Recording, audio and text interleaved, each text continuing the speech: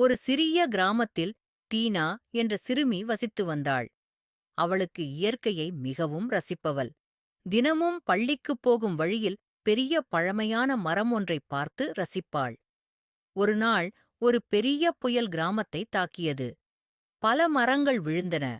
ஆனால் அந்த பழைய மரம் அசையாமல் இருந்தது. அடுத்த நாள் டீனா மரத்தை அணுகியபோது அது மெதுவாகப் பேசுவதைக் கேட்டாள். "நீ யார்?" டீனா அச்சத்துடன் கேட்டாள். "நான் மாயா மரம். நான் இதுவரை பல குழந்தைகளைப் பார்த்திருக்கிறேன். உன்னிடம் ஒரு சிறப்பு இருக்கிறது" என்று மரம் சொல்லியது. டீனாவுக்கு ஆச்சரியமாயிற்று.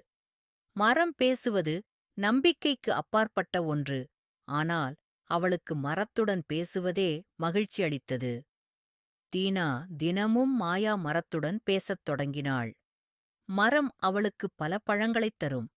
ஒருநாள் கிராமத்தில் தண்ணீர் பற்றாக்குறை ஏற்பட்டது.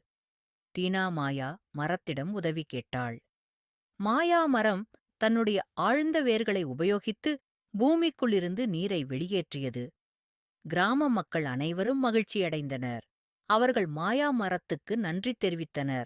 அதன் பிறகு கிராமத்தினர் மரங்களை அதிகமாக வளர்க்கத் தொடங்கினர். டீனா மற்றும் மாயா மரம் சிறந்த நண்பர்களாக இருந்தனர். கிராமம் மேலும் பசுமையாக மலர்ந்தது.